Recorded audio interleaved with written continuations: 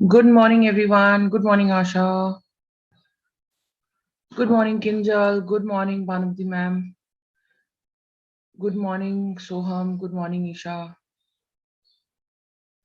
I have pasted the link of the YouTube um, streaming and it is already started.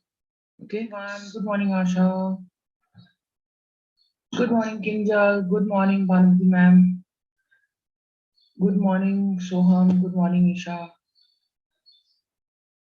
I have pasted the link of the YouTube um, streaming and it is already started. Okay, ma'am. Good morning, Asha. Good morning, Kinjal. Good morning, Bantu ma'am. Good morning, Soham. Good morning, Isha. I have pasted the link of the YouTube um, streaming and it is already started. Okay, ma'am. Good morning, Asha. It's repeating itself. Good morning, Kinjal. Good morning, Bantu ma'am. Good morning.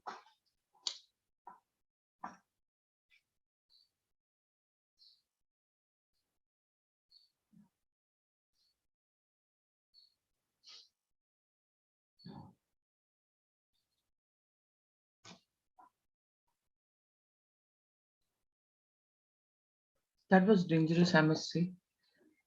It was echoing. My first time in this whole thing, so bear with me. One of you, can you just post the link of it in your group of this YouTube live streaming so that from today onwards, I don't have to um, put the recording on. And during the break also, I'll have to keep it on only. Okay. So those of you who are seeing it on live for the first time, this is the first time I'm doing this.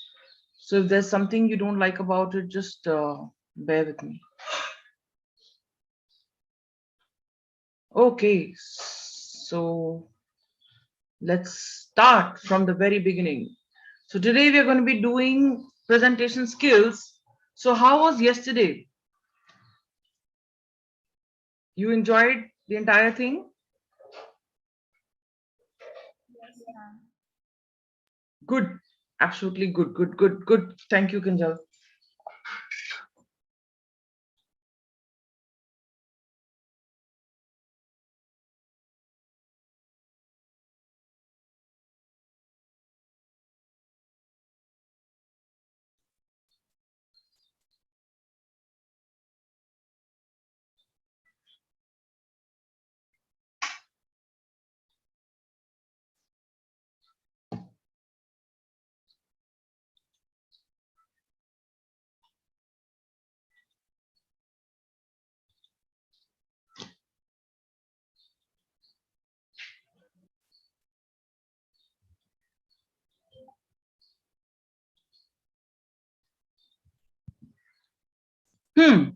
So welcome to a new and a scintillating, powerful, a presentation which will be like, how to make powerful presentations.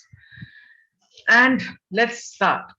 So tell me, why should we learn powerful presentations? I've already spoken about it in my second class. Anyone?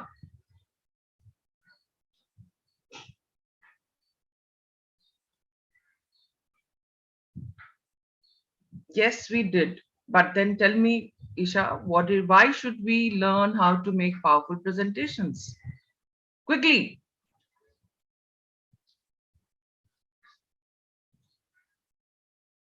One answer I'm waiting for, one response. To explain in a systematic way, Asha, not really. The correct answer will be coming to share your ideas. That is one of the objectives, okay, or one of the purposes that you are into. So let's just take it forward and see it and revise it all over again as to why we should learn to make powerful presentations as a part of our personality development course. Okay, why why this? Okay, Before I even begin, tell me how many of you are very confident of speaking in public to influence people and to make an impact of what we are talking about. Kinjal, good response, but I want that one reason, only one reason. Okay, so how many of you are confident about making speeches in public, whether online or offline? Getting up somewhere impromptu or prepared and taking a lecture, or just presenting in a boardroom. A boardroom you all will not be getting into to get people's attention. Yes, how many of you are confident of presenting yourself now? How many of you are kind of, born speakers? You're not confident. Okay. Anyone else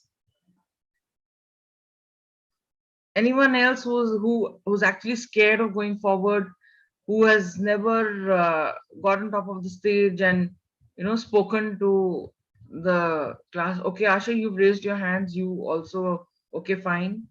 Isha is also okay. So there are two or three of you have already said that you're very scared. Okay. So let me just put your mind to at ease as soon as possible and tell you that today we are going to be building our skills, okay, and our competencies so that we can present ourselves very well. So let us read what Gandhi ji had to say when he had to make his first court presentation. And we are talking about the father of our nation. We are talking about a person who was super confident of what he is and what he was. Okay. And we cannot even imagine ourselves to be confident unless we don't have those pieces of paper that have his face printed and this particular photo smiling at us and making us feel good. So this is what he said to himself, and this is what he wrote in his book. It said, I stood up, but my heart sank into my boots. My head was reeling, and I felt as though the whole court was doing likewise. I could think of no question to ask. The judge must have laughed, and the lawyer no doubt enjoyed the spectacle. But I was past seeing anything. I sat down and told the agent I could not conduct this case. So imagine this is what happened to Gandhiji. So you and I are normal people. Okay. Our biggest fear. Now you remember this slide? Remember this slide when we talked about fears? And I said speaking to a group, making powerful presentations, getting up and even speaking to uh, an internal group where you just have to give instructions to a group of people to do a few things inside your home, inside your office, where no one is going to judge you. You are still afraid that they will judge you. Okay. And this research has proved is the biggest fear.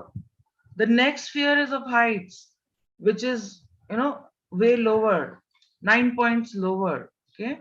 And just now I'm going to read this thing, in your screen. It will look very small. So you're not going to be able to maybe expand it or whatever it is if you don't have the computer. This guy is saying, I'd like to welcome today's speaker, the author of How to Overcome Your Fear of Public Speaking. Unfortunately, he can't be with us today because he's still afraid of driving and flying. Okay, so driving and flying are also people have their fears, but speaking to a group of people, once you get over that fear, the other fears actually look very easy. Okay, so now let's look at the benefits of public speaking. So what do you think are the benefits? They're already in front of you, and yet let me just hide them. Tell me, what are the benefits of public speaking quickly? What are the benefits of public speaking? One answer I've already given you. One answer I've already given you. So what are the other benefits of public speaking? Guys, respond. You are now getting recorded forever. and it's already live streaming. I can't even edit this part. To improve our communication skills, yes, that is the most important reason why you should learn public speaking. Because once, yes, you gain confidence, you learn to stand up, not necessarily argue. You learn to stand up and make a point. You learn to be assertive. You have that inner, that power that I am in control. I have it in me. I can go out there. I can do anything. I'm not afraid of anyone and everything. A personal satisfaction, okay, where you start loving yourself, okay, and you improve your own personality. Yes, guys, you are, I mean, thank you for all your participation. That's what I really was looking forward to, because when you participate, you really kind of realize that you know it all. Okay, so come back the screen.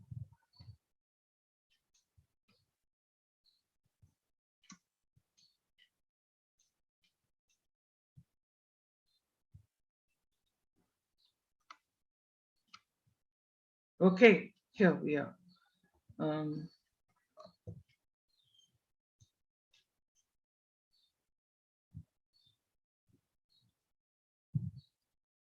hmm. So these are some of the benefits that have been put here on the slide. It develops your confidence that you've already spoken. It gives you a feeling as if you have done something, a sense of accomplishment. It gives you, poise and confidence. It increases your value in the organization. Trust me, I was known by everybody in St. Mary's, Allahabad. I was known by everyone in the university also. Even before reaching the university, people through NCC, because when I was in NCC, it was not just 6 UP Girls Battalion and the people who knew me because I was, the master of ceremony. I was there in the main function, but a lot of army heads and the other colonels and brigadier and the group commander, they all knew, and then their colleagues who were looking after the other commands also knew about it. And then when some of the boys who were in NCC but who were in the university, they tracked down my landline number through NCC, phoned me and asked me, and these big hulks were calling me Didi at that time. Didi, आप आ करके हमारे program में आप MC बनोगे, and we'll pay you for it. And at that time, I was into tuitions and I was already into earning, but it came as quite a surprise. I didn't know that I can get paid to just talk something and do something that I actually enjoy doing. In the last 7 days, today being the eighth day, you've seen that I love the sound of my own voice. And give me the mic, give me the speaker, and I can continue. If you do not participate too much, I'm not going to be that frustrated. Okay. A little participation, I get a little energy from the crowd and a little interest, and that's it. I'll start. Okay. So, this is what I was, and because of that, everyone, just because of my presentation, verbal presentation skills, my communication skills, my confidence developed, and the entire Allahabad, practically the whole of Allahabad, knew my name and knew who I was. Okay, the downside of it was that I could not tootle around with any boys and I could not do any mischief and all that. And well, I wasn't even interested that much. Okay, I was always in my latent state till I met my husband.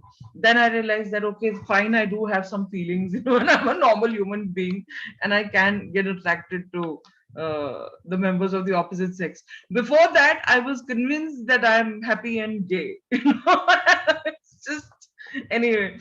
So you all can send me some emojis. But this is what happens if you become a good speaker. Your value in the organization goes up. You are able to, at this stage of your life, you will find that you'll be able to crack the interviews easily. You'll be confident. Okay, you'll not be worried about getting the job of your choice. You'll only be worried about not I mean of getting the wrong company, just because you were experimenting and you said, let me go for some experiments and see, they'll select you. Then you'll not be able to say no, because institutes have this rule that once you've got selected in a company, you are out of placement. If some other company, good company, comes with more package and better job skills, you're gone. Okay, you can't apply for it. Okay, and overall, it is there for your communication skills, and it is useful for presentations, for persuasion, for negotiation, for presiding, for giving information, and whatnot. Okay, so what is a presentation? It is a visual and an oral event to communicate for the specific purpose to motivate, to entertain, to persuade, to sell, to share, and to inform you. Okay? Presentation skills could be one way where you're speaking to a screen where you don't even know who your audience is, or it could be a two-way thing where you can actually see your audience. You can communicate with your audience, you can get their energy. Okay, and it's something which is so powerful.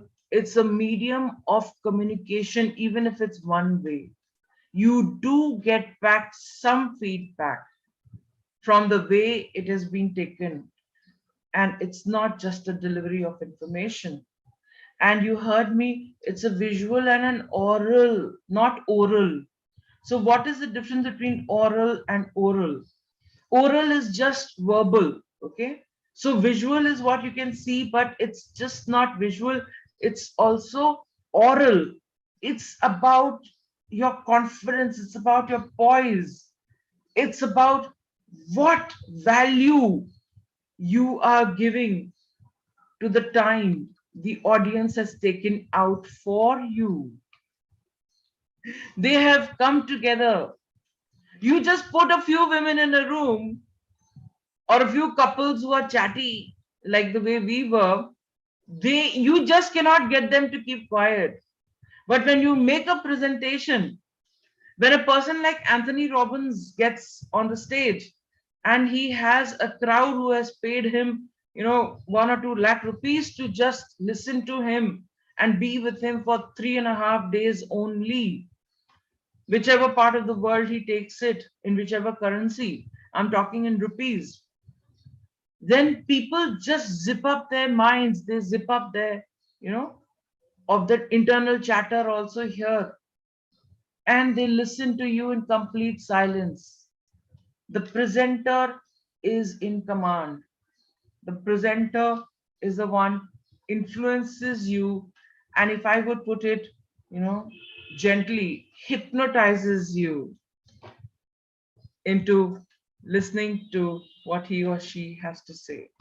And we know of so many people, so who are such good presenters in the world.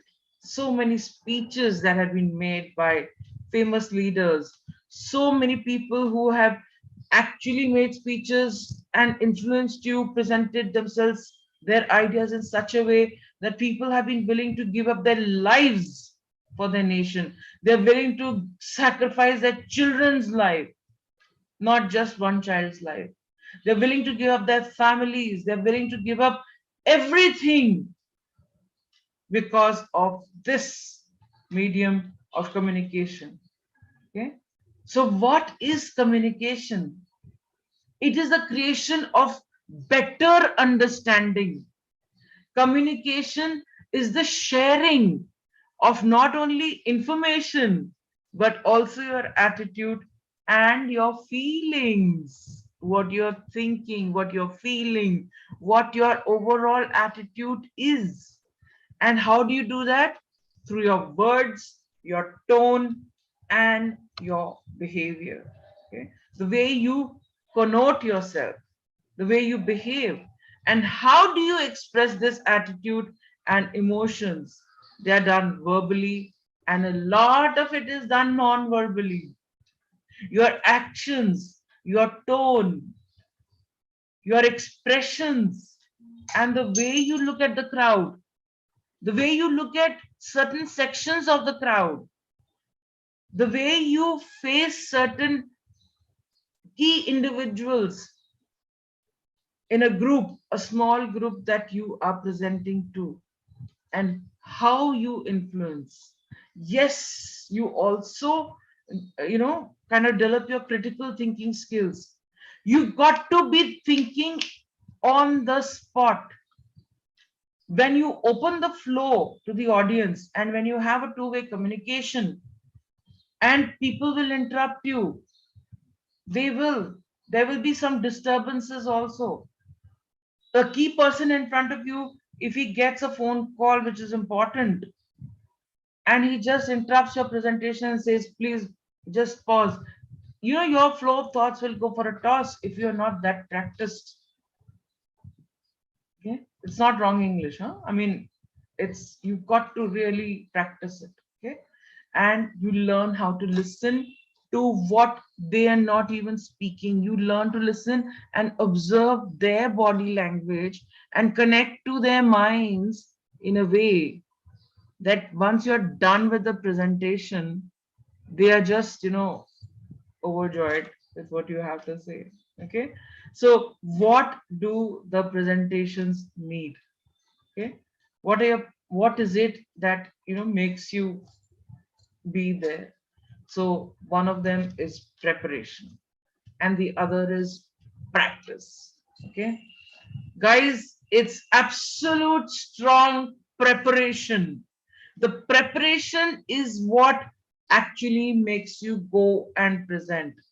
75 to 80% of your work and your success of your presentation, any single presentation, depends on the amount of preparation and the practice that you put in.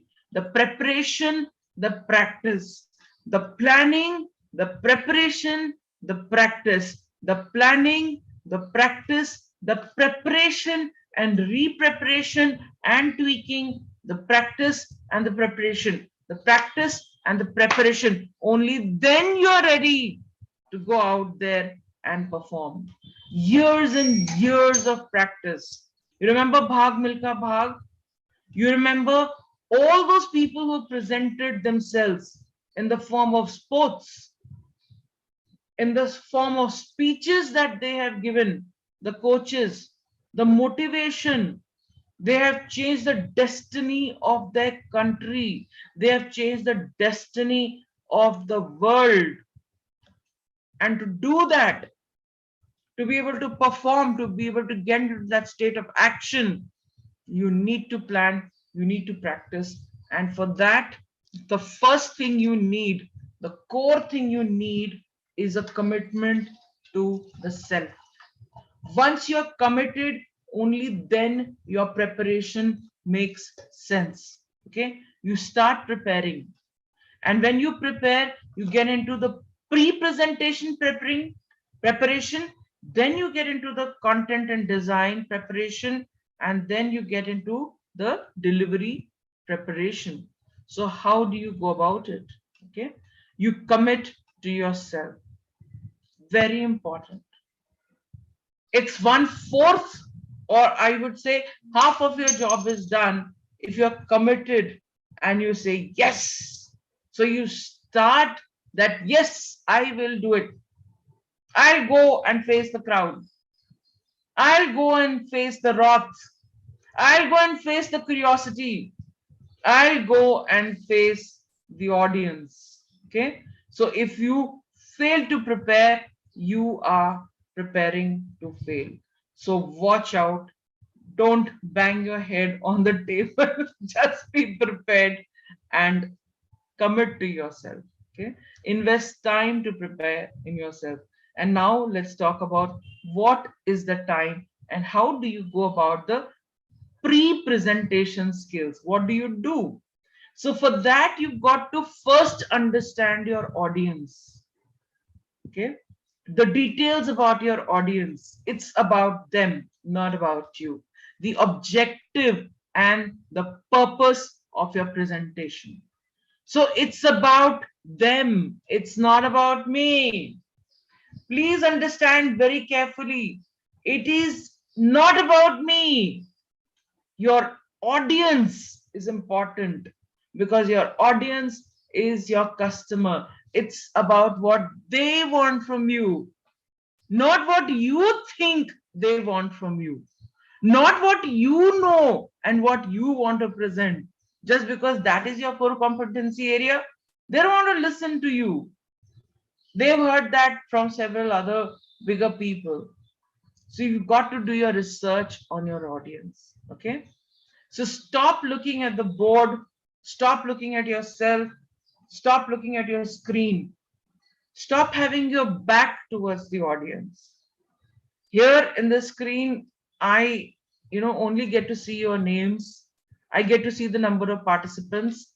I get to see, that's it. But there, when you are offline, when you are standing out there, the screen is always behind you. There are some training organizations, I must tell you, Hindalco was the only one actually. So when I did it with Tata's also, we didn't do it in their training center. We did it in another organization, another place, and they had hired. And those people didn't have it the way the Hindalco, the Birlas had it, where there was the screen was a big screen, a huge screen was behind the presentation and presenter, and then there was a screen in front. What was going on behind? There was no lag time. The projector was projecting behind, but there was also a screen in front which told the speaker as to what's happening. What we used to do was that we used to keep our computer in front. And when I used to keep my computer in front, so that used to act as a small screen. Because I was prepared, I knew what was there on the screen. And yet, when the content was too much, I would stand a little on the side and then speak. Okay. But I knew parts of the content. If I did not remember something, I knew the key words, I had highlighted it. You've seen, when I present, I use different colors. I use pictorial representations. Okay. And I'm going to be talking about how much do you put in your screen? How much do you put in your PPT? And what are the methods of making your PPT also? If you want more lectures on that, we can do that later, but I'm sure that you will be able to teach me more than I can teach you because you all are such smart kids. Okay. Not only are you using your smartphones, smart laptops, and smart TVs, you are extremely smart in here. Technically, you are more sound than I am. Okay, so I'll just share with you that these are the tips. So I look, I have the screen in front of me, and I go prepared. And yet, if there's something I need to read, I take a little turn, stand on my side and then look at the screen and, strain my neck a little. But I don't show them my back. And you know what, Professor Vishwanath, his style was very different. He would just, stand on the side, or he would go right at the back, where he would be looking at the back of the audience, and he would make them read the slides. And I used to be very uncomfortable. I had to show my, whole body. And that is what I learned in presentation skills, is that this is the way you stand, where you are facing the crowd. At the most, you can go a little bit. At the most, you can go to the first three, rows.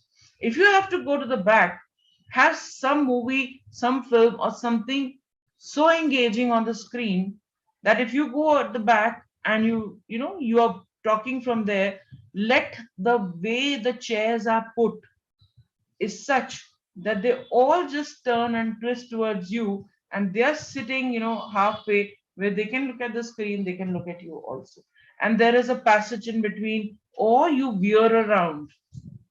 Okay, so this is how you go about presenting, but understand that the audience is important. Your audience is your my baap. Your audience is what drives you. Your audience is, the customer, and customer is always the king. So you got to ask all these questions. What do they already know? What is their status of knowledge? And what is it that they need to know? Okay. What are their interests? What is their background? What are their problems? Why are they here to listen to you? What are you here to solve for them? Remember, you already have all the resources within you. So they are coming and they're very resourceful. Do not underestimate the power of your audience. And yet, do not be afraid of your audience, because you'll only be afraid of your audience if you are not fully prepared. Okay, so this is part of your preparation. Your research has to be about the Janam Patri of the audience. You should know everything about that organization where you are going and speaking to, if you are a consultant or if you are a trainer like I am and like we are rather. Okay, and then ask yourself, the content and whatever I'm presenting, how can I make it easy for them to take in? How can I make it bite size? I don't give them a huge fish, okay, with bones and everything, and then expect them to pick the bones. No way. I must clean the scales. I must fillet the fish. I must present it in the Master Chef Australia way, so that they just use their cutlery gently. That, it's an oral event. Your aura, the symphony, it's a song, it's an orchestra. Your presentation is like that. Okay. On that note, let me just say that you also got to, during the lecture, keep them motivated, because they can get bored with the information. They can get bored with your monotonous style. Okay. So you got to keep on motivating them, make them think, make them get into activities, games. Okay. I'm not doing too much with you all, because I'm not going to set myself up for failure, because most of you in the morning are sleeping. I have a, kind of a teenage son. I call him still a teenager, though he's 22 years old, and you already kind of, seen him and all that. So I know what is going on in your minds. I've done my research on my audience, and I've already been through you all in the past. I had put people in the breakout rooms last time, and I really nicely failed. In 10 minutes, I just got them all back. And this time I told my son, I said, I'm not using any breakout rooms for any session over here. Okay. Unless I know that my audience is mature enough to handle the breakout rooms, they're mature enough to handle the activities online. The offline ones in the evening, the third year students, they remember me when I had come to your college, and then I had taken activities. So in the evening classes, they'll be able to say that, yes, ma'am, we had a good time, but you all don't know me. So whenever we get a chance, and whenever this corona is in control, if not now, if not for the next 2 years, if I'm alive and life is long, wherever you are in whichever organization, you can just Google my name and get in touch with me. Um Even if my number changes, I'll be there on wherever, these social media uh, handles, and we are there. And the most important question you ask yourself is, what will be the value addition? Okay, what is that psychic energy? What is that value addition that I am providing? What is the value I'm giving for their time, maybe for the money, and for their presence in my life, where they've given me enough importance to listen to me? Then comes the objective. What is your objective? Are you selling to them something, your product? Are you selling them some information? Are you sharing something of your experience? Are you convincing them? Are you influencing them? Are you just simply entertaining them? Or if it is something else, whatever it is. Okay. And then you come to the purpose. Who is again, and what, how, where, when. The why is more important, and the when is, of course, takes care of the venue. So first ask yourself, why am I doing this for them? What is the subject again? Okay. And what is the reason?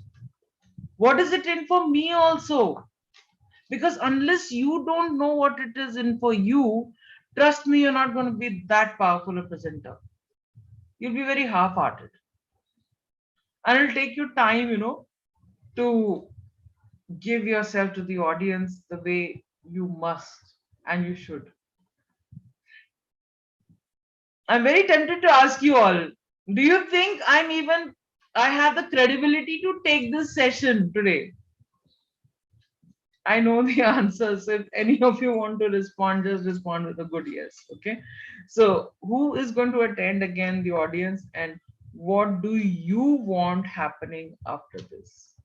What is your purpose? What is the action you want the audience to take once you are done? Okay. What is your objective? Is it a PD course? Is it that you want them to do well in an exam? Is it that you want them to get a job outside? Is it about, building and developing their employability? So employability means the ability to be employed. Okay. Okay. So now we come to the third aspect, that is the content and the design preparation. How do you go about that? Okay. You get into your, you just get onto your desk, and nowadays, thanks to this Google and thanks to other search engines, you go out there with your books, traditional way. Okay. And you do your research. You keep doing your research, and you start sequencing.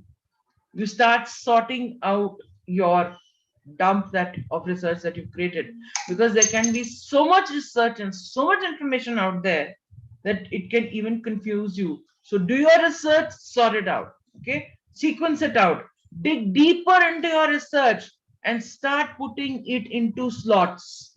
Okay. Start putting your papers together. Have post-it stickers around you in various colors. Okay. Keep making notes and taking it out and putting it on those papers, if you have it in printed form, or make soft post-it stickers and titles on your, and give your even comments.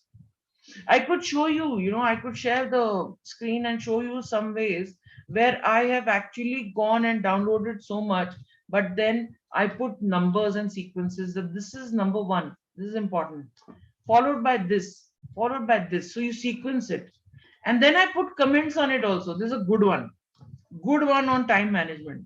So there are times when I go to a section, I have a full folder on, say, time and priority management. What I've also done is that I have, before showing it, and when I'm doing my research and I'm, kind of collecting these films, I'm collecting the PPT, I'm collecting the Word file, or, I'll show it to you. A lot of research is done. A lot of digging deep is concerned. Continuous research for a long time and sequencing. Because if you are not prepared, you think your audience is not important. Okay. You tell your audience, you speak out loudly, I don't think you're important. If you were, I would have prepared better. I would have come prepared. I would have learned. I would have given your time value. You're not valuable if you're not prepared. But do you see that for every, kind of presentation that I have done, I have come prepared. And things that I don't like, I still know them. Or even if I know them, even if they're there, I may even skip them, like I did yesterday. Was the first time I skipped a few slides, and I said, I'm not talking about this. whatever it was. Okay, now I don't even remember what I didn't want to talk about.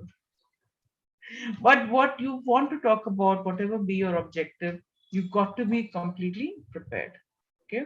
So when you are doing the sorting out of your research material, there are some very important core problems that are based on your objective. Okay. So you take that core, that is the seed that you need to plant in the minds of the audience, so that they can then, and then you cover it up with additional and supplementary information. The supplementary acts like a cover, and it acts like, the fertilizer, it acts like the khad. It gives a chance for the core information to blossom. Okay.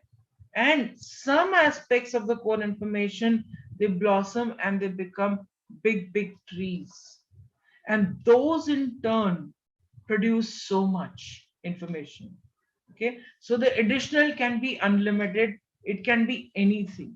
Okay, and you have to balance your presentation, we'll be talking about it. Okay, so this is the content in the design presentation. You create a brain dump, a lot of research. Okay, you sort it out, the need to know, the core, the nice to know, the supplementary, and the interesting, the additional facts, which will be relevant for the audience.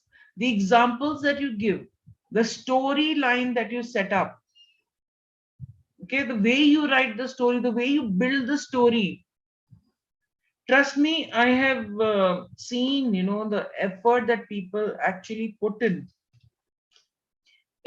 training people to be trainers. There are some people who just observe other good speakers and other trainers. They sit through, they coordinate with you, they take your papers around, they even, participate. They kind of, they act as not just pieces of meat sitting and, helping the audience, but they are actually planted by some people, like, Anthony Robbins and James, forgetting whatever, the Jack Canfield and the Andrew Matthews and the Bob Proctor, and all these big speakers who are motivational speaker. Louis Hay, may his soul rest in peace. Wayne Dyer, may his soul rest in peace. Okay, Dale Carnegie, and many of these other people who have written books and who are extremely, good in speaking skills and presentation skills.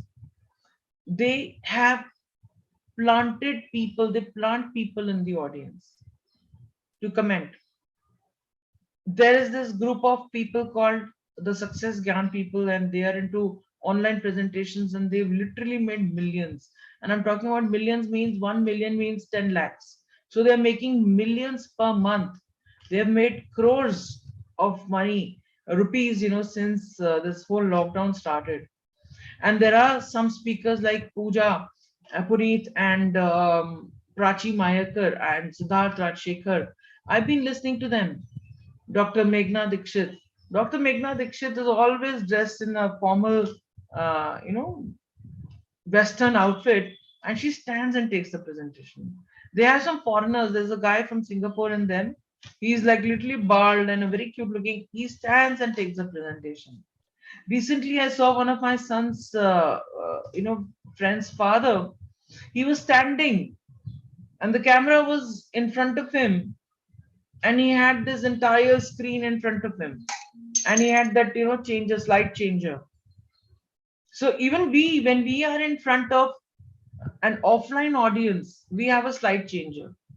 We that has a laser pointer also. So we have laser pointers, we have slide changers, we have all these preparations done. But when we are doing the content and design presentation, the need to know, the nice to know, and interesting, and you can get carried away. A little while ago, it seemed as if I got carried away, but you have got to come back to it, if at all, because you are a human. Even after your preparation, sometimes you just enjoy presenting to such an extent, and you love your own stories. And I was, talking about the fact that I've seen the way, people are training other people, and you have to even teach people.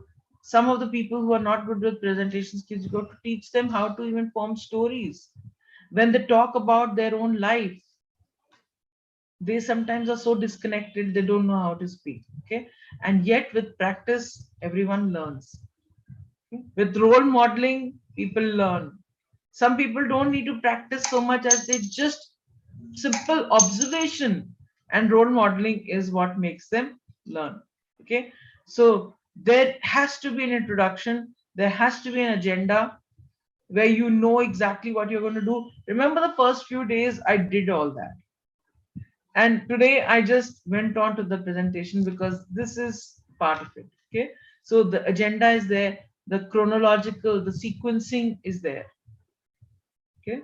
The problem has to be presented and a solution has to be provided there and there. The cause and effect have to be taken into considerations, and the conclusions and the recommendations and the feedback as to how much learning have you received is also important. So in the sequence, the traditional ways, there has to be good introduction. That is the driving force. That is the engine that will take care of where and how and with what power is this entire presentation going. And that introduction is then followed by the body and the conclusion. Okay. So tell them what you're going to tell them, and then tell them again what you told them. And the next day, tell them what you had told them, tell them what you're going to tell them, and tell them again what you told them. Okay. So from time to time, you must, and when you give them breaks also, you must again do a quick recap. It's a different thing that, with you guys, it's not just a presentation, it's a presentation on a daily basis, it becomes a lecture. So there are times when I skip this step of, tell them what you're going to tell them and tell them what you told them. I want you all to give the recap, but then, we get into the thank you zone and we take it forward. Okay. Remember one thing, your start has to be very, very good. The first impression is the last impression. That is what many people say. Okay. Your most listened to sentence is your first. Your entire preparation, your attitude, your style will instantly become apparent to the people. They'll know what you are. They'll respect you or not, depending on how you begin, how you greet them, what you say.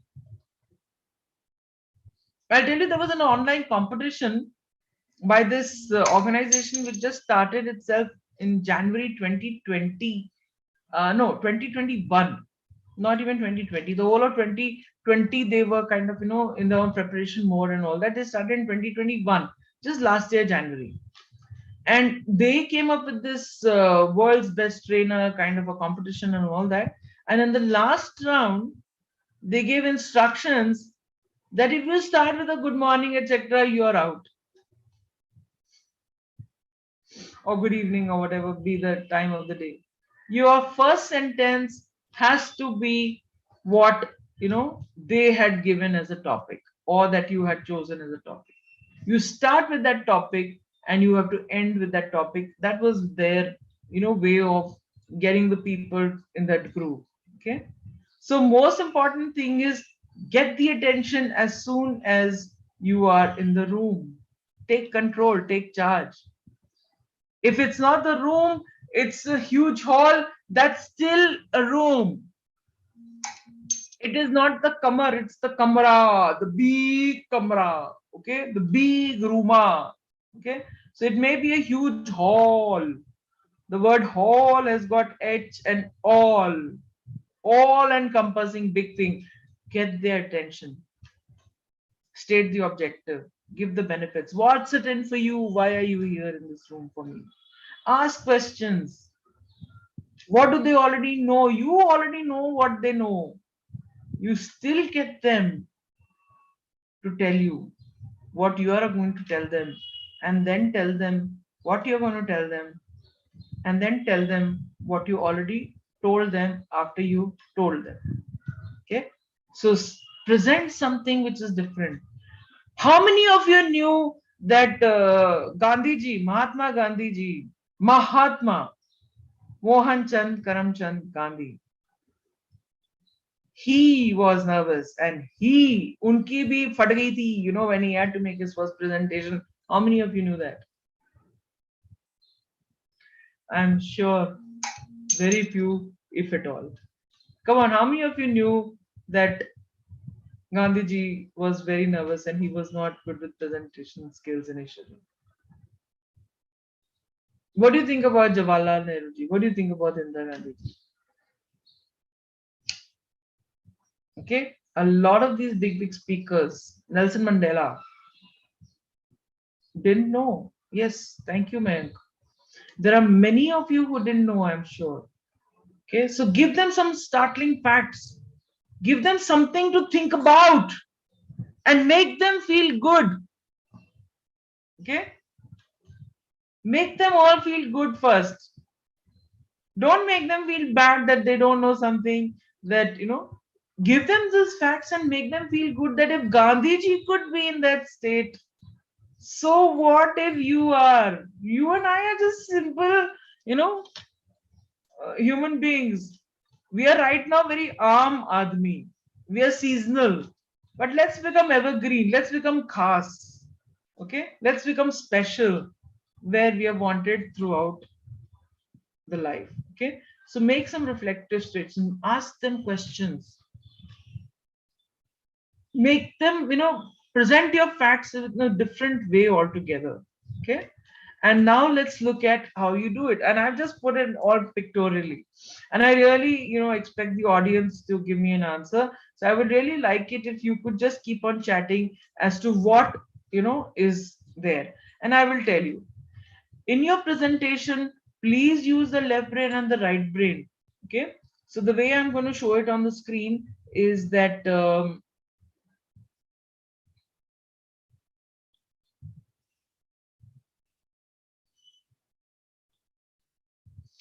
here. So I've spoken about the left brain and the right brain. So please use that. Understand that the left brain is supposed to be that part of the brain which is into, a lot of thinking and a lot of, facts and knowledge, and it's the boring part of it.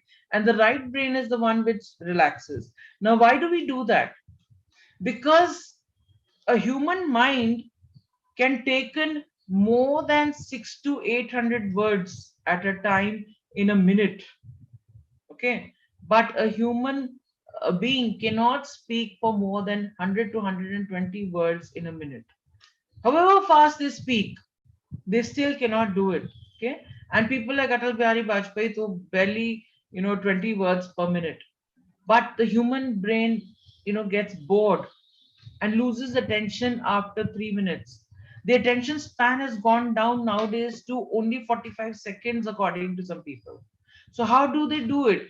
So, what happens is that their left brain is the one which is processing and receiving the information, because most of it is verbal, okay, and the oral effect is there.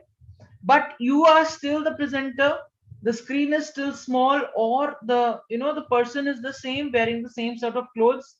The person can't do so much theatrical, the screen is there. So what do? You show some pictures on the screen, you show some moving objects. So in between, what happens is that people take a pause. So while you're speaking 120 words per minute, this person goes to the right brain, sits over there, relaxes, and comes back, and still is able to repeat everything you said, and remembers the sequence, remembers what you said last. Are you getting it? So what do? You as a presenter have to make your slides colorful. You have to make them attractive. You have to have some moving objects and moving pictures. Okay, you yourself keep changing the way you are sitting and standing. Leave the podium behind. Don't stand behind the podium. Stand in front. Keep moving around so that when they keep looking at you, their direction changes. Okay? Keep using the pointer. Got it? Show them some films. Get them to take down notes, because when they're taking down notes, also when they're writing down, the kinesthetic skills are being used. Okay? Make the venue very comfortable. The AC, the fan, there should not be extra noise outside. Like at 4 o'clock in the evening, there's a lot of noise going around in the background in my in 403. There's some construction going on and they're drilling, and I don't know what they're doing. It's as if they're breaking the whole flat down. So the noise comes to this flat, which is 602, the opposite side, but it's the same building. So the reverberations, cause the distraction. Okay, you start with a bang like this guy. Okay, start with a bang, get their attention, put in some sense of humor, just act like a clown, ask them questions, make them participate, hit the nail on the head, stick to your objective. Okay, give them relevant breaks for tea, coffee. If they are senior executives and if they're senior teachers, and if you feel comfortable also, you also sit with your cup of tea, sip it while they're typing an answer, while you need to give them certain pause to think. Give them some startling facts and figures over here. Make them get into some exercise routine. Trust me, however good the presentation is, after some time you cannot take it, and I know as an audience. Okay? And there are times when the presentation is so good that you just, kind of enjoy it so much. Okay, so and this one, the trapeze over here, it means finish with a bang. Always leave them asking for more. Always tell them what you're going to tell them the next time you come back, if you're coming back. Otherwise, just put them into a high and leave them there, equipped with the parachute, equipped with the glider, and you've given them so much energy, so much thermal energy, that they're up there flying, and they'll take their time and they'll land back. And then it's the time for some other speaker to again push them up, like the balloon game. Remember, I talked about it. So, using the left brain and the right brain, keep on entertaining them in such a way that, okay, they go back themselves, but they'll not be bored with your lecture. Okay, and this exercise I've already done with you. So, make your titles very attractive, make your slides very attractive. Okay, one concept per slide, not too much. Please do not, put in too much into your slides. Get your agenda, your sequencing has to be very, very proper. Your chronological order should be there. Okay, and follow the 6 by 6 rule or the 8 by 8 rule. Okay, and use the same tense. Your language, your English has to be good. Your punctuation and the perfection in the slides. You trust me, for people like me who are creative and who are conscientious, who are senior people, we look at these nitty gritties. If there is a slight, you know, wrong spelling, or there is some language which is distorted, or anything like that, it gets very, very tensing. Okay. So use the bare minimum words, put in graphics, and the images should complement, what you have actually said.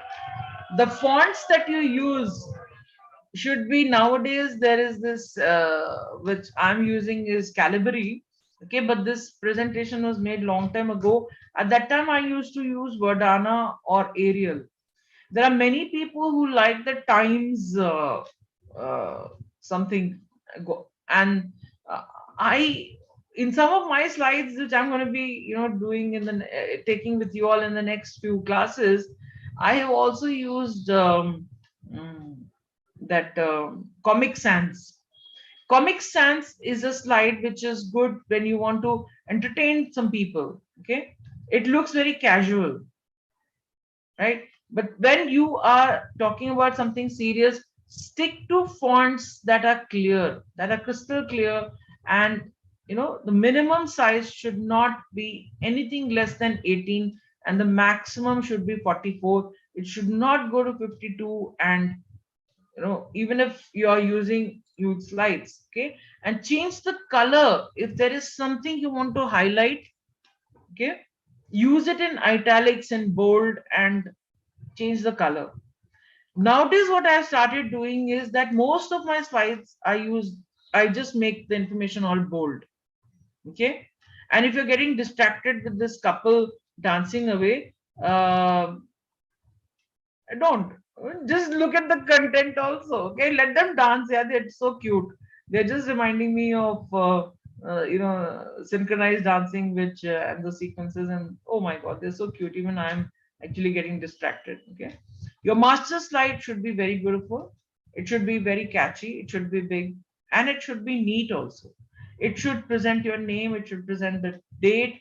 It should present the organization you are representing, and the organization where you are presenting also, okay.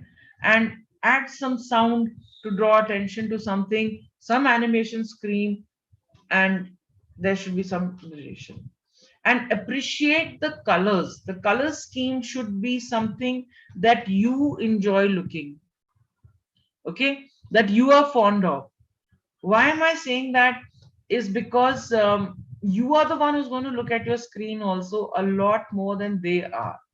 But at the same time, when you are addressing an audience who's used to a particular logo, the color of their logo, use colors around their logo, okay. Use their country colors.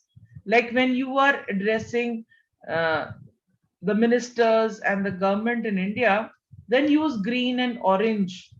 Get into those kind of palettes more. Don't get too much into blue and maroon the way I do, or red, because then you feel as if you are talking to their competitive countries.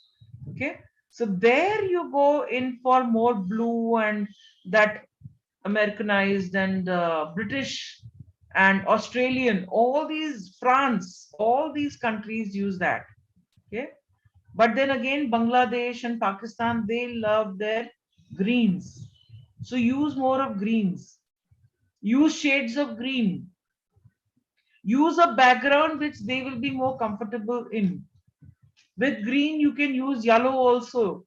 And use colors which are more specific to their organization. Whenever I go to Tata, I definitely make sure that everything is in blue. Okay. And whichever be the company I'm going into, I look at the logo of the color, and then I sometimes stick to what I like. So tell me, which are my favorite colors from so far? What do you know? Any one of you? Tell me. One or two responses will also satisfy me.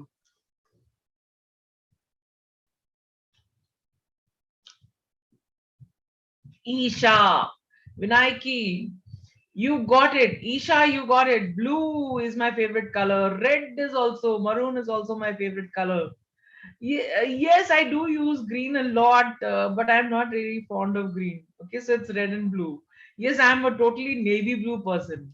You must just notice from my clothes also that I'm a very bluey person. So today also I'm wearing blue. Okay, and I like white, but I prefer black and darker colors like gray and navy blue a lot. Okay. And here and there, of course, depending on the time, and sometimes I really on screen it doesn't matter. And sometimes I've seen people dressed up in light colors for dinner parties, and fashions have really taken their. So whatever be your kind of palette, use the rainbow colors. If you want to excite and motivate a person, if you notice, my motivation was had the black background with yellow and with orange and with red. Remember that? Because it was about motivation. But when I was talking about Sigmund Freud and all that, the palette was completely bluish and purplish and that kind of gray color. That was the palette. Because that was something where I felt that he needed to be taken seriously. Okay, yet he was the one talking about the libido and all that, so fine, that's up to him. Okay, so you can keep changing your colors. So blue is reliable, credible, soothing, peaceful, and green is like profitable. And you got all this. Okay, so you can take a screenshot of this also and share it with everyone if you feel like. Otherwise, I like that screenshot of that plan, prepare, practice, and then perform. Okay, that screenshot, take it, and let's change your uh, DP. Keep changing your DP every day. And remember, a picture can say 1,000 words. Okay, it can be funny. I've taken this picture from a friend of mine, and I don't know where she got it from. And my God, is it even possible? But look at it. Where have you gone, and why have you given birth to an elephant, baby elephant? So what have you been up to, my daughter? So now comes the delivery presentation. It's showtime. Okay. So when you are getting into the delivery presentation, these are the things you got to keep in mind: your confidence, your smile, your friendly demeanor, your sincerity. Your sense of humor has to be well practiced. Your posture, your eye contact, your voice, tone, words, and your speaking style. And there's a lot more to it. So let's see, how do we build our confidence? Because that was what many of you said: I don't have the confidence to speak. So, how do you build your confidence? How do you do it? Okay. अच्छी अच्छों की फट जाती है when they've got to go and present. Today also, after more than, literally, more than 50 years of my existence on this planet Earth, and I was a born speaker. I don't remember ever having goosebumps going on the stage. I was picked by my teachers, by the principal of the school. And if the principal or any new teacher who was not in command and had to conduct the morning assembly, and these kids are not listening because they're not taking the teacher, or they're not taking the new principal or the new nun, for and they've taken that one for granted, and they're all chattering away and all that. I used to just get up on the stage, mic on, oh mic, my one big voice, silence, is what I used to say. And suddenly I can see my son coming. What happened? What happened? The neighbors will, ring. क्या हुआ? किसके ऊपर चिल्लाया? NCC voice, God command. Okay? To have that confidence. So how do you get it? Pump yourself up. Keep telling yourself, I'm the man, I'm the man. I've actually seen, you must have all heard about this Arfin Khan, because he's advertising about himself too much. I've met this guy, and he's been quite a con artist. Okay, in the past he's really conned people, but I still love his confidence. He's come back, and nobody seems to be killing his confidence, because he has it. And I have seen him present himself before that. I've seen the people, the way they used to present themselves. I used to love to go backstage and meet people. And I used to see that he used to, keep on preparing himself, he's jumping, jumping, jumping. Once I was like, and I had just gone out to get some water or something. I used to always carry my water, but that day something happened. So I went out, and he used to come from behind with that loud music on. He would come running to the stage and stand. And then, there would be that countdown first. It will start with, 10, 9, 8, and the audience will just get up. He had planted the people in the audience. He had people who were in suits, who were in formal clothes, slim, trim girls. Absolutely, tall, handsome dudes. He would look for the good looking people and pay them money to just be part of this audience. And he would be, was very clear that if you're not formally dressed in saris, even salwar suits were not acceptable. He was very, very clear. And the audience would stand up and they would start, clapping, tap, tap, tap, tap, tap. And he would come running to the stage and jump up, and, and that's what Anthony Robbins did. And that's what he learned over there. Okay. So build yourself up, pump yourself up, tell yourself, I'm the man, I'm the man, I'm the man, I am the man. Yes, even if you're a woo man, you got to woo your audience. So pump yourself up. If you're feeling nervous, find out what part of your body are you getting nervousness in.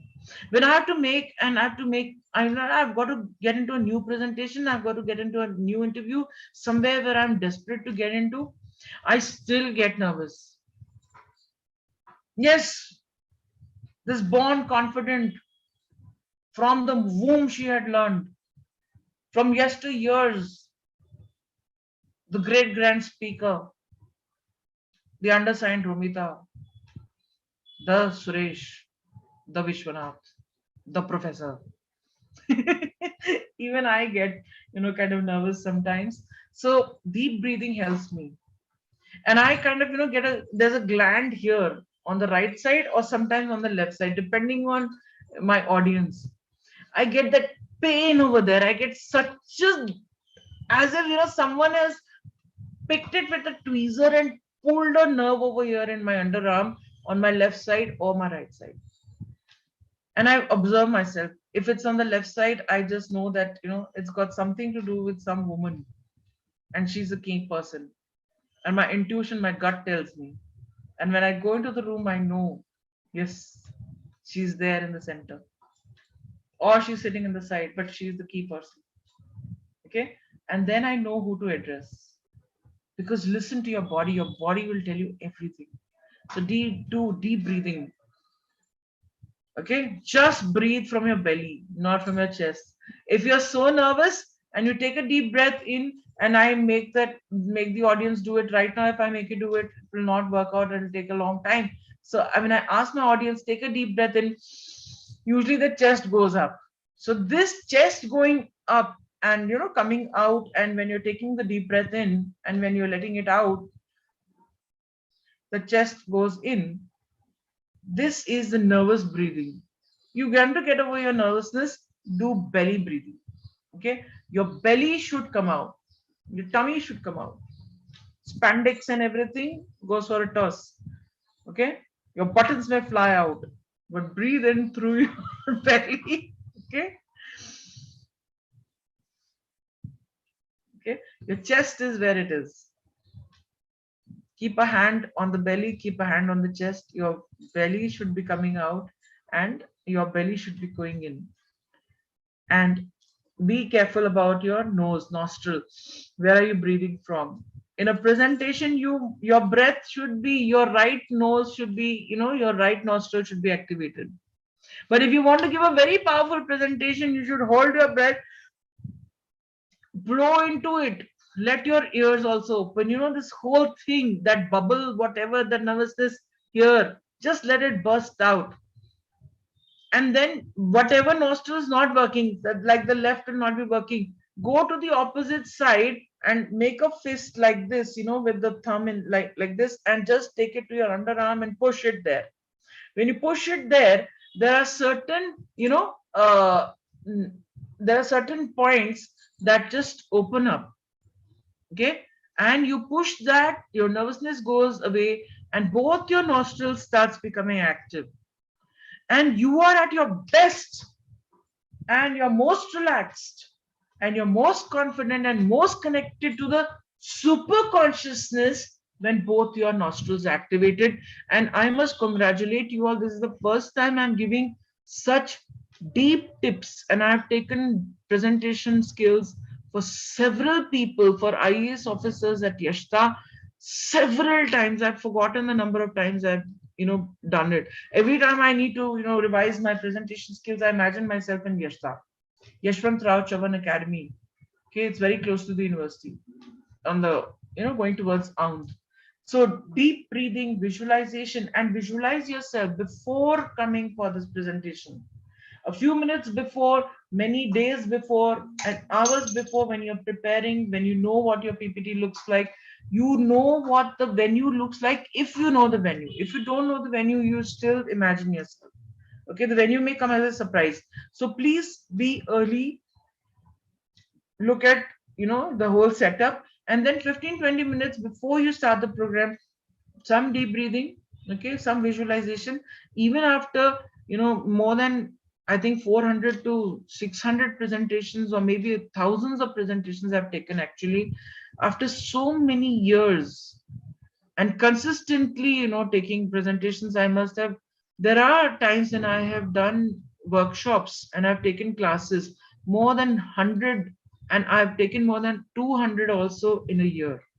There have been years when I've been so busy with that kind of, practice in presentations in various topics.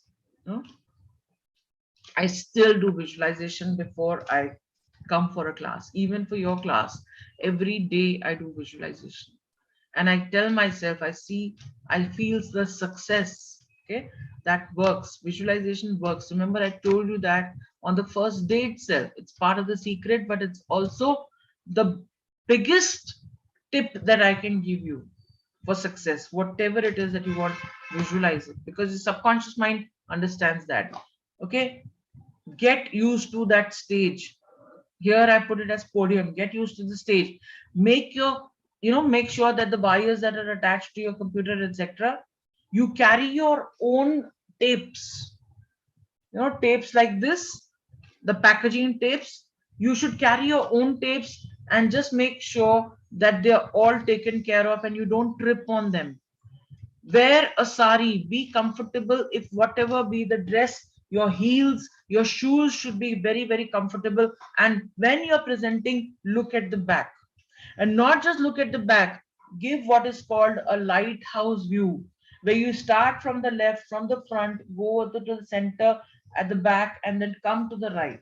Okay, the lighthouse view, which goes from left to right, from right to left, then from left to right, from right to left. Okay, sometimes you can give a little sporadic. You can look here, you can look there, you can look in the center, you can look here, you can look that side. Okay, keep changing your look, because when you look at the audience, your eye contact matters. Everyone feels special, the ones whom you look at. Someone who has asked you a question, look at them for at least 40% of the time when you're answering, because there could be the others answering, having the same question. So remember, and see, I didn't say don't forget. Remember to look at everyone, and you can come back when you conclude. You can go back for approval and ask that person, did I answer your question? Are you clear now? What about the others? Do you have any other questions? Okay, stand firmly on both your feet. Don't keep, shifting from one and the other. If you're sitting on the chair, also don't just sit and slouch over there. Okay, if you're slouching, if you're doing something, and if you're about to yawn, please be alert. Do it in a discreet manner. As an audience also, please don't yawn. Okay, and look at your audience. Keep looking at your audience. Okay, and when you are delivering, wear a smile, and depending on the topic, show your sincerity. There are times when you may be hassled with some PPT, you can look down and, give it a frown or be natural or something, but fake it. Keep faking it. Then it'll become genuine, it'll become part of you. That even if you're miserable, even if you're talking about something, you do cry, like you do show your or express your emotions. Okay, but you're able to take it. And practice your humor, practice your jokes. You should be a natural. If you're not, then don't do it. Okay, don't let your jokes or your, humor just go flat, because depending on the culture, depending on the organization, depending on the seniority of your audience, depending on the intelligence, depending on the values of the audience, you must be very careful about your, the way you speak. There are times the way I, talk to you all is not the way I talk to the others. Okay, so at this moment I'm going to give you a 5 minutes break, and then we are going to be coming back for body language, and the recording will continue, so I cannot stop it because it's getting live streamed. And in the meantime, if some of you can just go and check how it's working, and if it is getting, streamed properly, and give me a feedback on the chat box, I'll be very grateful. Okay, so see you.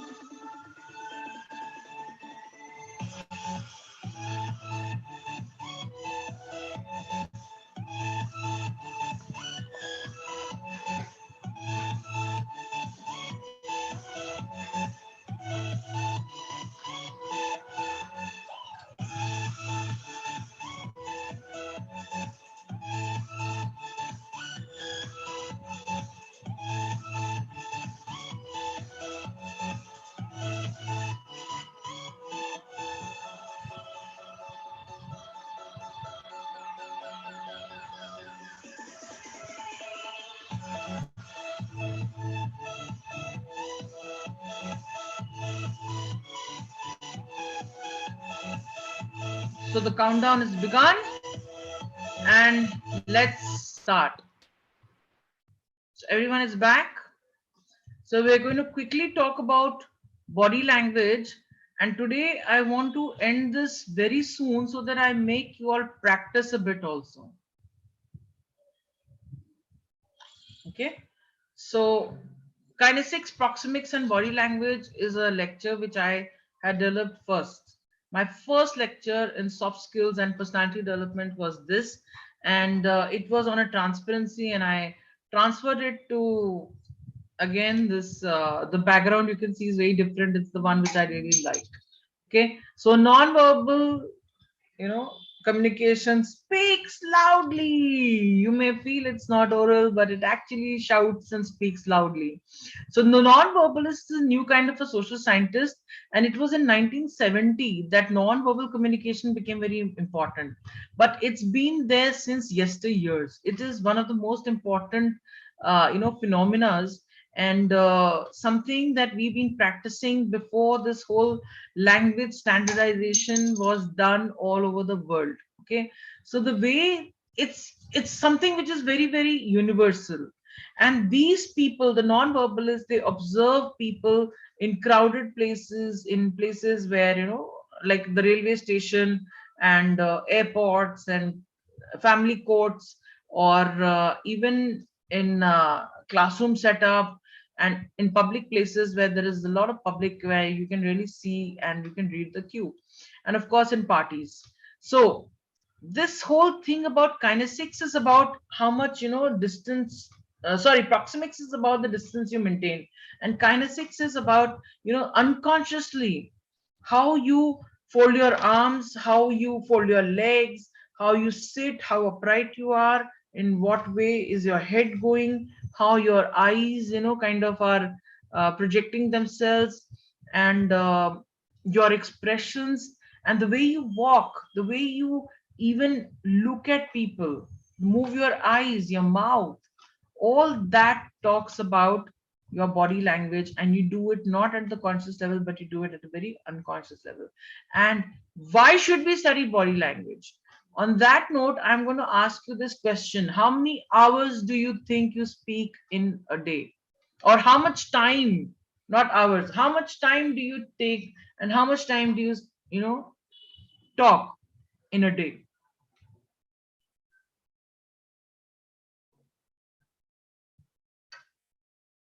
Come on, tell me, how much time do you talk in a day? How much time do you think I talk in a day? Especially nowadays when I'm taking 2 hours and 2.5 hours in the morning and 2.5 hours in the evening. How much time do you think I talk? Quickly, I need this answer. This will not be effective if I don't get an answer. Participation! Are you awake? Energized? Alive? Are you there the whole day? Give me the time. How many, you know, minutes, hours, or whatever, seconds?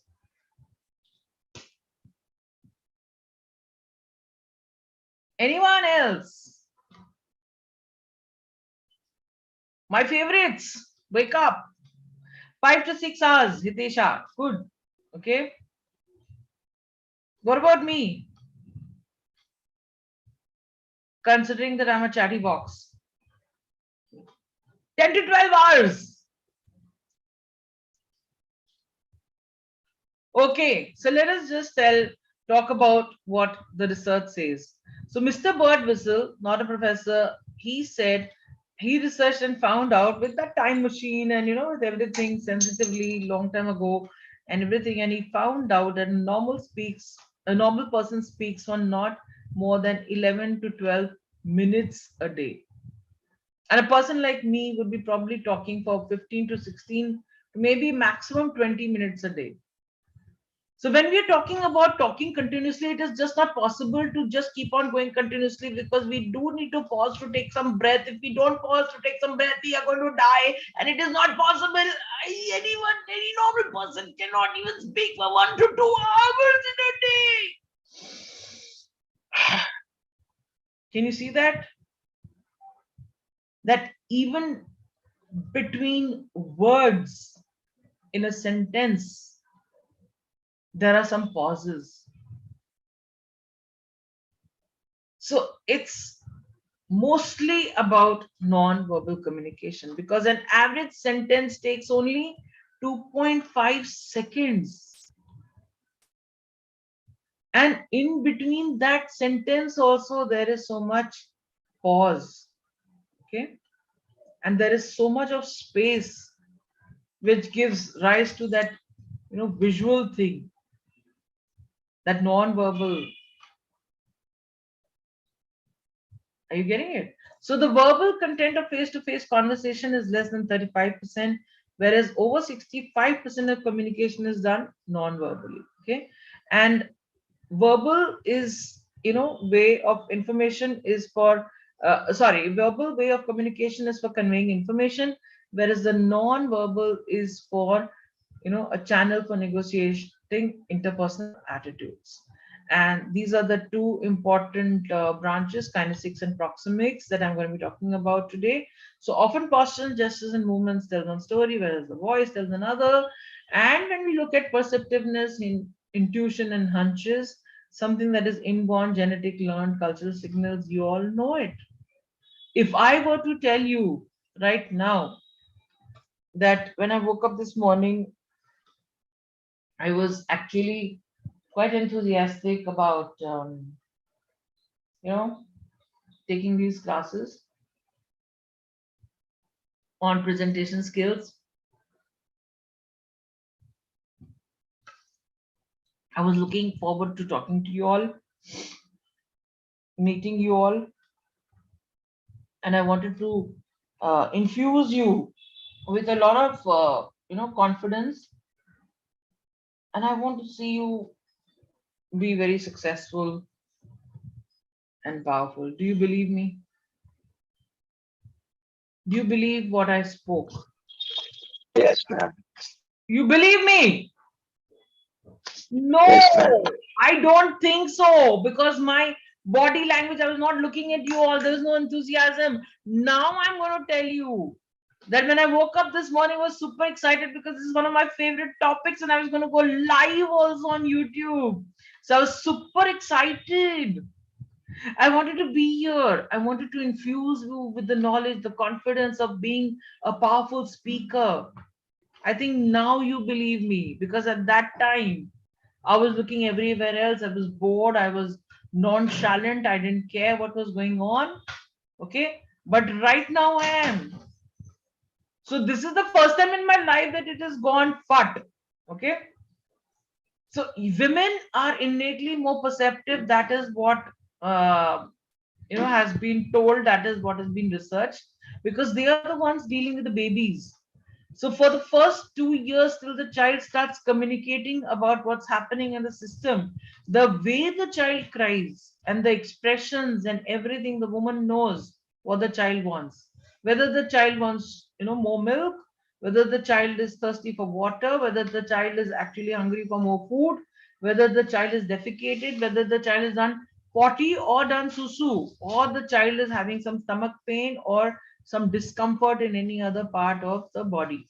Okay, or getting bitten by something, or something is pinching, or what is happening, the mother comes to know, because she gets used to listening, and innately that stereotype over a period of time, from the ancestral, going, passing down that information, that super consciousness, the woman and the right side of the person's, kind of, brain, and the left part of the body is always more intuitive.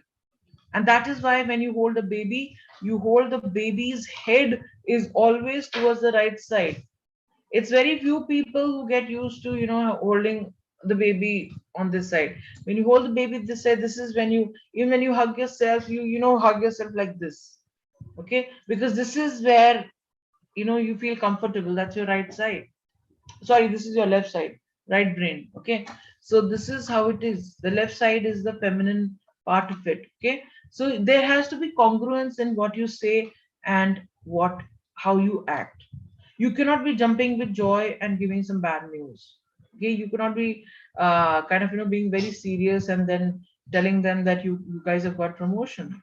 You got to be jumping with joy at that time. Okay, so there has to be congruence, and the more a person has read, the more a person has kind of a hold on the language, whichever be the language of communication, the better vocabulary that person has, and the better vocabulary a person has, the fewer gestures and postures a person uses. And that's where there is a tendency for certain very good orators who are good in the language to actually be boring and monotonous speakers. But those who are good speakers, whether they are RJs or they are VJs, whatever they are, these people actually have a control on their tone, and those who are VJs, they also have control on their body posture. And nowadays, the news and the way the things are presented, there is a lot of personalized feeling also attached, and therefore the tone and the tonality keeps on changing. And the best way to tell a lie is on the phone, but not true, really, because even the tone gives it away. Okay, so when we're talking about territories and proxemics, let me give you this information that the inner aura of the person, that is the intimate, is called the intimate zone. So when and only when you're very close to, that is your spouse, your parents, and your very close family, in certain cultures hugging is not allowed, even between children and parents. So that's very harmful. And yet there are certain cultures which are very much into touching, hugging, and all that. Indian culture, which seems as a very formal, and they're doing namaste, and it's helping in corona, that no more handshaking, only namaste, because handshaking is also, you are touching a person. You've not only entered into the intimate zone is of the whole body, but the hand sometimes is allowed to touch other things and other people and other situations. Okay, so be very careful, don't go too close to the person. An arm's length, that is a meter, that is from the inner aura, that is from 6 to 18 inches till about a meter or a meter and a quarter, 125 centimeters away from you. 1.2 meters is what is called your personal zone. So when people say, please stay at an arm's length, okay, don't come so close to me. Stay at an arm's length means don't get into my personal life. Maintain that, you know, distance. Don't come, talk to my hand. There's some jokes about Kiko, Sharda in Kapil Sharma who keeps saying, talk to my hand. But he does it like this. Okay. He's still saying, don't come into my intimate zone. But then, this way. So there is that personal zone, and then comes the social zone. But the public zone for public speaking is over 3.6 meters. So the more senior a person is, you just look at when the HOD comes and talks, the HOD will always come with an entourage, and the HOD will not enter your classroom. The HOD will ask you to come to the hall. Are you with me? Even if you are just one classroom, but the the principal also will do the same. But your teacher will come to your classroom and will maintain at least 3 meters distance from the first row till behind the desk of the teacher will be at least 3 meters. Go and take a measurement. Every school, the places which are cramped, it's a different thing. That's where the personal, when the children are coming into the teacher's personal zone, and when a teacher wants to get into the personal zone, when a trainer wants to get into the personal zone, the trainer moves out and away from the podium, away from the desk, away from the stage, and then takes a mic and comes into the stage. And have you noticed Kapil Sharma rarely does that? The speakers, some of them, they rarely do that. They don't leave their stage, they maintain a distance, and because of the distance, they are able to be in touch with what is happening. Okay, so keep that. And the golden rule in business, in marketing, is maintain your distance. Too much crowding, like in a lift, etc., people don't like to talk to each other. In a bus where intimate zones are getting disturbed, people may not be touching each other, but they are, people don't even talk to their own friends in a lift or in a crowded bus. It's only when they sit together.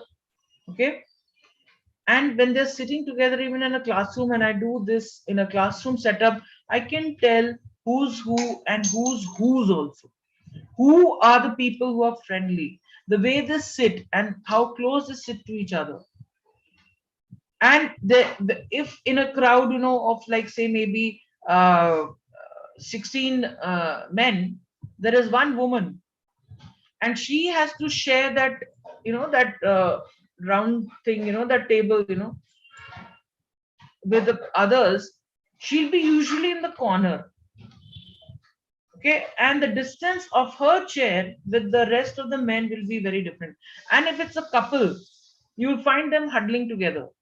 If it's a couple not in love with each other, they'll be in separate corners of the room. One will be here, the other one will be right there, and you just cannot tell that they are married.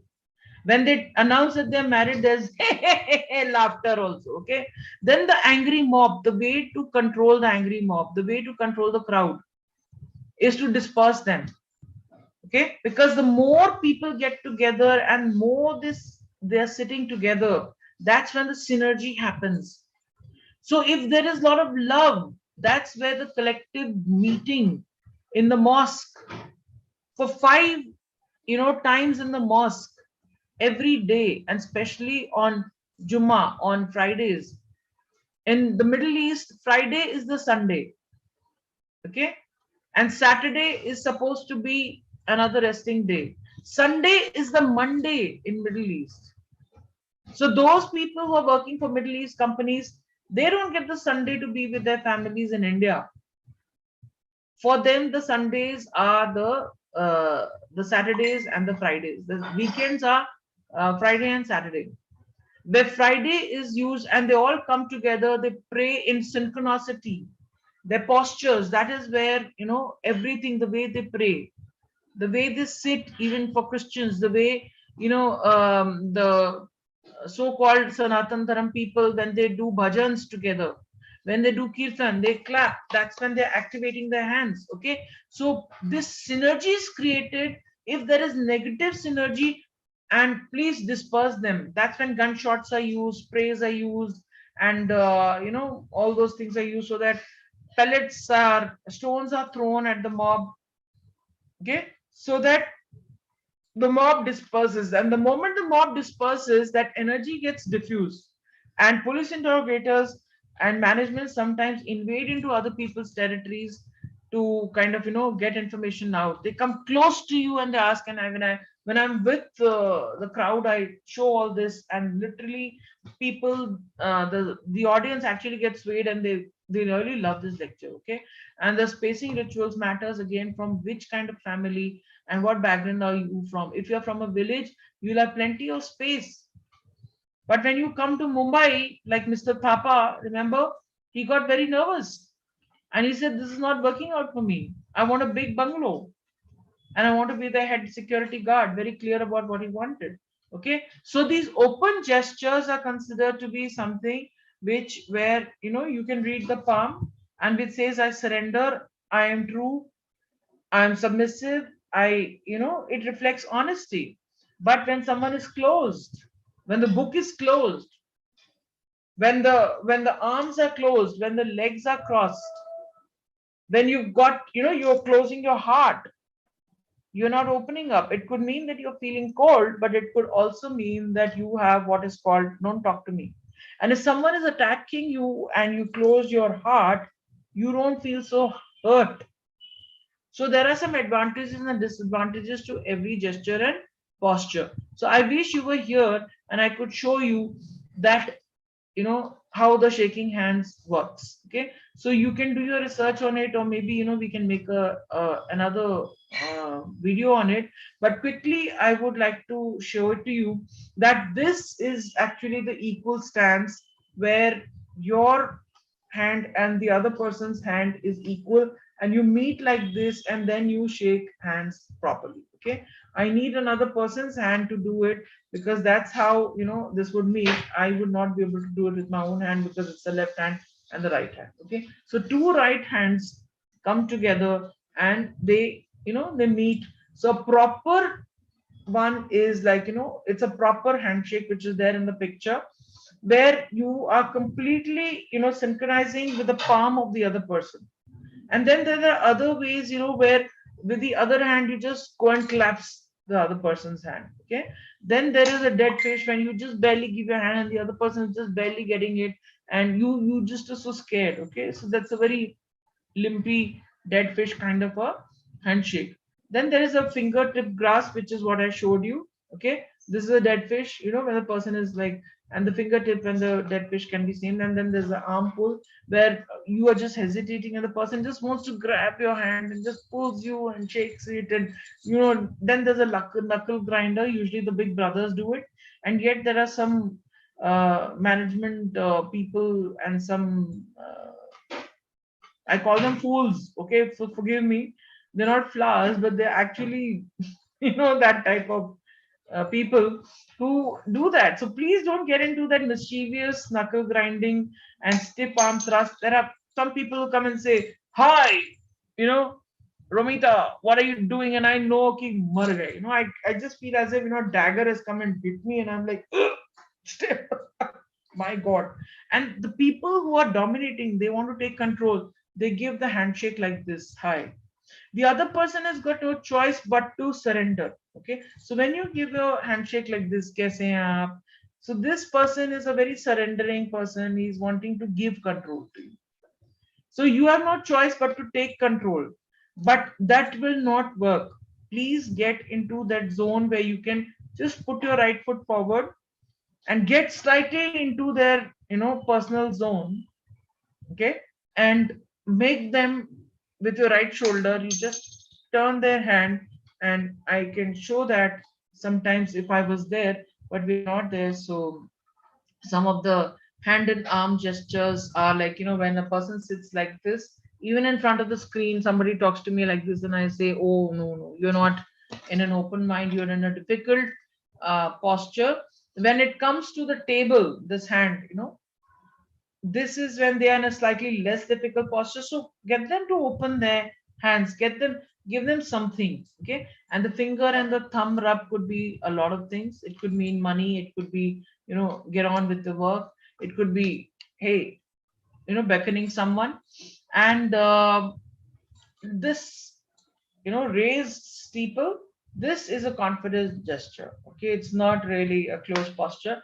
This is a confident gesture. Even a lowered steeple is actually a confident gesture. It's just that and a lowered position, this is something where the person is a little less difficult, but still difficult. Okay, so hand gripping gesture behind also, it means that a person is either confident and walking tall. And the wrist gripping is when now the the confidence has gone back. So if behind a person is gripped like this, okay, I could show it to you, but then I'll have to stand up and it may be a little uncomfortable and all that. And I'm more comfortable when I'm standing in front of the crowd and doing that. Okay, and the upper arm from behind, when the upper arm thing is there. So when you're doing the hand gripping gesture from behind, when your hand goes back, then automatically the shoulders open, your chest opens, and the confidence is shown. So most of the men, when they're doing a survey, most of the managers, when they're looking around, when they're coming to check on you, when they're inspecting, okay, or when they're addressing the parade, that's when you feel that the hand goes behind. That shows confidence. But behind, if you see the hand and if they're gripping the wrist, means there's some nervousness happening and some loss of control is happening. if it goes, up till here and here to grab behind. So the hand and the mouth gestures is such that, it comes from the Gandhiji's three monkeys, where if you cover your mouth, any subtle cover, it means that you don't trust the other person speaking. If that person is speaking and you got it, your mouth covered, it means that, whatever you're saying, I don't believe you. So when someone in front of you is sitting like this, just watch your thoughts. Okay. And if you really want to make that person, and you're making a sales pitch, you really want that person to believe in you, then you give your product or something in their hand and say, and make them take this out. Otherwise, just stop speaking. It could also mean that this person is like, when they're covering their ears in some subtle way, okay, playing with the earrings, or, they're just kind of taking care of their hair like this, or they're covering their entire face, their eyes, they're rubbing their eyes a little bit, on the side, or in gesture, or they're doing this, touching the forehead. It just means that they can't see you saying something they don't like. So the eye rub, the ear rub, any bit is like, and if they're pulling the ear, it means stop talking. Now give me a chance to speak. Okay. So this is kind of, very, very subtle. And the more you experiment and the more you start seeing, there are times it becomes very tough, when you're speaking to someone loving, and they're covering their face in subtle ways, and you are like, oh my god, I'm not making a difference. It's best you keep quiet at that time. Okay. And you leave and come back more prepared, come back with something interesting in your hand which you can give to that person to play with. Okay. So I don't have all those distracting things, in my house, whether it is those something that was moving, and or that punching thing, or whatever nowadays, those multicolor things, they look very nice, but well, I don't know what to do with them, because I don't feel so distracted. Okay. Then there's a neck and collar, and then there are ways, of how people use their hands and arms. So this way, where the thumb is like, here, so this person is evaluating himself. But if the finger also goes up, that means this person is thinking with the head. Okay. If it's the right hand, the left hand, those also have their connotations. Okay. Critical thinking is happening like this, this way or this way. Okay. And if the person is even banging the head, then there can be something positive also, and at the same time it could also be a little critical. But if the person slightly, the mouth is covered and the thumb is also there, it means that they're telling you, shut up, you idiot. Okay. They're critical about you. Okay. If the thumb is slightly this side, but if it's inside and it's like, like this, they're critical about what's happening in their system. So these are all very subtle gestures of making decisions and the whole works. And the arm barrier works that, these are the arm barrier. This is the standard one. And then there's a reinforced one where, your hand is down. Okay.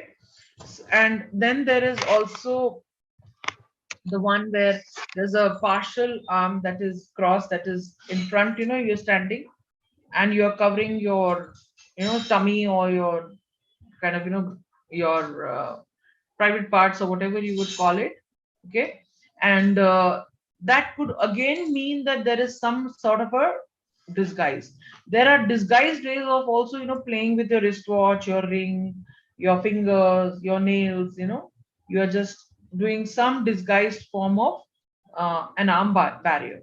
So that is, you're creating that barrier. You don't want to really receive the information. So people, if they're in your audience, if they're not in an open posture, and they're all sitting like this, get them to write something, get them to raise their hands, make them open themselves, or change the way of your tone, change your content, connect to them, appeal to them, make yourself appealing and interesting. Okay.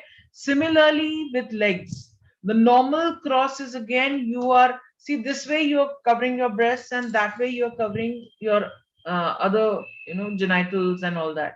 So this is where you're getting defensive. So standard leg cross, many people like to sit like that. Girls are taught to sit like that. They're taught to keep their, legs together and cross and be dainty with their feet coming up, and with showing off their Prada with red heels and red sole, and it's so beautiful. It's walked only on the red carpet. It's never walked on the pavement, and certainly not on ground, because there should not be even a slight scratch underneath it. It's so beautiful. And the way the men show their red fort and their hush puppies, and which are the other shoes that men wear apart from simple bata, or some local made shoe, okay, like something sold by Empire. Just because they're my neighbors, it doesn't mean that I should favor them so much. Okay. Okay, so there's this standard leg cross, the way it is shown over here, not good. Okay, make them uncross, make them be a little open, but too much open also can be a little, when men sit with their legs open, or women also sit with their legs wide open, it can actually be a little uncomfortable also. So be proper. Okay, and be very, very confident. So the American leg lock position, where the men sit like this, where they put their leg on top of their knee, that is considered where they are exposing their again, as I said, those private parts. They are showing confidence. Okay, and then their arms will also be all over and they'll be talking. That can show confidence, but women are not supposed to sit like that. Women sitting like that is actually a show of complete disrespect, even if they are wearing pants, and even if they are actually wearing, literally, figuratively, they are wearing the pants, they are in business, they are the ones who are the boss. Women are not supposed to ever sit like this. Okay, then there's the ankle cross while standing also, and while sitting. The people who do the ankle cross are also slightly defensive and slightly twisty. And when you stand in an ankle cross, we know historically this guy, this Krishna character, he was quite a complete person, but quite mischievous in his way when he used to stand in that. So avoid doing it. There are some people I know who do it, some professors also do it, and some actually we have got used to it when they stand like that. Initially, when I met Professor Vishwanath, he used to be always standing in front of the crowd like this, and then he would have his shoulder pointing at them. Okay, and he would have his chin up, talk, and he would have the ankle crossed, and he would be leaning on the wall, or something like that, and he would stand like this. And I used to say, God, you're an arrogant bleep bleep. What is this? So he used to look at me like that. So what can I do? I said, sir, this is not going to do. What do you mean by what can I do? This will not do. Okay? Behave yourself. You're going to be a co-facilitator with me. You stand the way I ask you to stand. And imagine a guy who had retired from a very senior position, who had taught at Harvard, who had taught all over the world, had even visited London School of Economics. Of course, he didn't get a chance to speak over there, thank God. Otherwise, too much of showing off. It got to the MIT here, not that Massachusetts, uh, Institute of Technology. So even some very senior, because it unconsciously, whatever is going on in your state of mind, you will project it, and you got to be careful of it. And now, last but the most important is your gaze. Okay, this is the business gaze, from your eyes to your forehead. This is called the third eye, or this is your intuitive self. And whatever be the religion, everyone gives a lot of importance to this part of the forehead. Okay, women in India wear the bindi. Women in India who are like non-Hindus or something, or who don't like bindis, they don't do it, because if they say that kismat ka pehla akshar yahan pe likha hua hai, so they don't want to hide it with kumkum or bindi, or with that ash which is put across for the South Indian, the Tamilian Shavyas, that is the Ayers, the Brahmins, and the Iyengars put that long tilak, and that's how even the ISKCON people, the Radha Krishna people also, they put that long. The Vaishnavs also, the Ayers put that long tika. Okay, so whatever it is, this is very important. So maintain this. When you are doing business deals, please don't look below the below the nose. Okay, you should not even know whether the person was wearing a lipstick or a mustache or not, or whether the person had a beard or not. It's only when the person is looking somewhere else you look at the person's lips, because this is the social gaze. When you're looking at the lips, remember the oral stage. Okay, so this is, a very sensitive part of the body. So if you're going to look at somebody's lips, and that's what women do, they put lipstick and come. Okay, the men also, they groom themselves. They take care of their lips. They pucker their lips for those selfies, and all that nonsense happens. Is because they're people are drawing their attention to the lips. They are looking for social friendship. That's okay at the social level. But if you look below the chin, below the neck, it's an intimate gaze. Whether for a man or a woman, being a woman myself and having spoken to several girl and women friends, women are more attracted to a man's chest, same way as the men are attracted to a woman's chest. Okay, so women are no different, they are equally perverts. So, as a woman, as a man, be careful. Don't exhibit your pervertism, if there is a word like that. Don't behave like a pervert. Okay. Don't, get so used to the business gaze and maximum to the social gaze that even your husband has to feel, uncomfortable, because you're not looking down and you don't get to see, what else you need to see. If you have to, just to marry the person, when no one is looking at you, then check him out and check his back also. No problem. Even men are like, women are also like that. Okay, so be mischievous, be naughty, give me some emojis, saying that, ma'am, you are very naughty, and that smiling, crying emojis, I would love it. Okay, why is eye gazing important? Because 87% of the information is transferred from the eyes, and only 9% goes into the ears. That's the paper that I picked this up from. Okay, the figures have varied.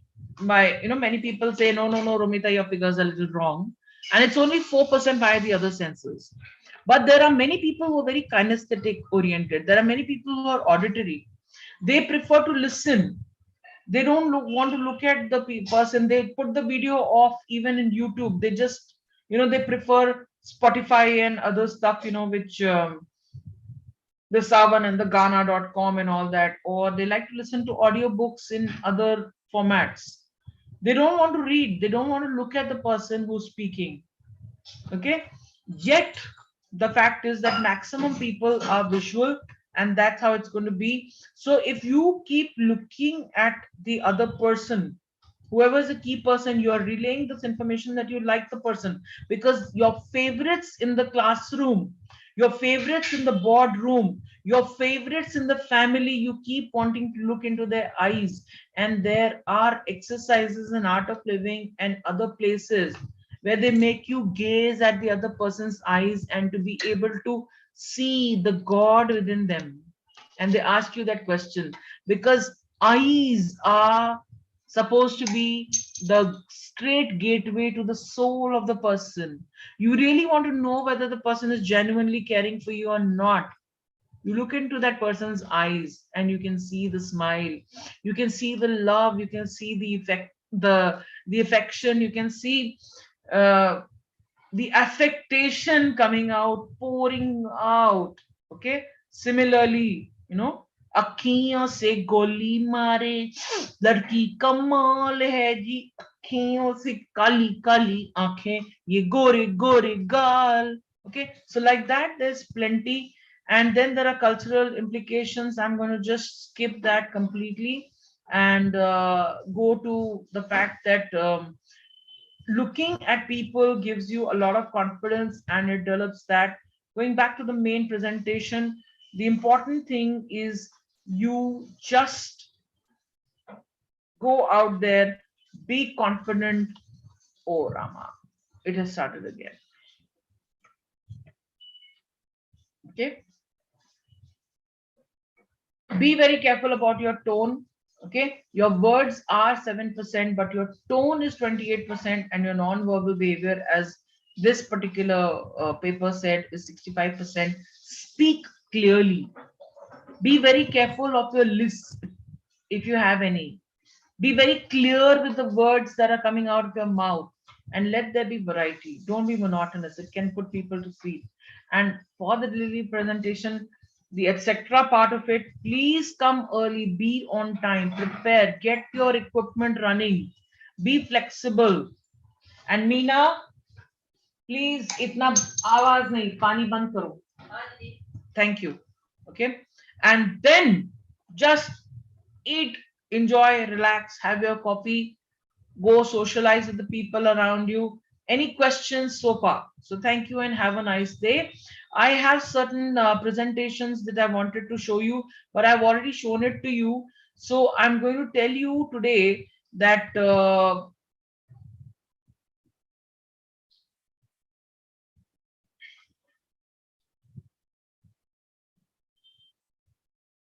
there is this YouTube thing of mine still going on. So I'm not going to be able to show it to you. But then I do want you to go and see certain motivational speakers out there and see how they present themselves, and look at the variety of people. Go out there in the YouTube and type some motivational speakers, and I will send you the link of certain people that I wanted to see. That is Professor Suresh Vishwanath, the way he spoke, and it was very kind of, more in a plastic zone with a green screen and everything, and quite rehearsed and everything. And I wish you had seen him naturally. If he was alive, he would have come forward and spoken to you all. So on that note, ladies and gentlemen, I take your leave. um, any questions you have? The streaming is still alive, the recording is still on. Any questions you have? Otherwise you can start saying, giving your thank yous, and you can start leaving the room. And today not bad, I didn't make you practice. Oh, I'm so sorry. So next time you're going to do that. Okay. And I'm going to stop this live streaming, and then we're going to do some practice. Okay.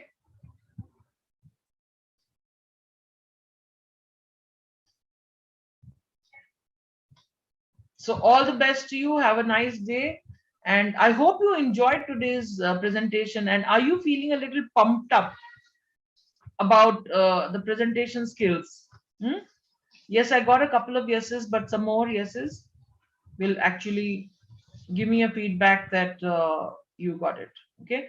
And please keep typing your learnings also in the group. Keep the group active. Keep putting okay, one homework and an assignment for you. Okay.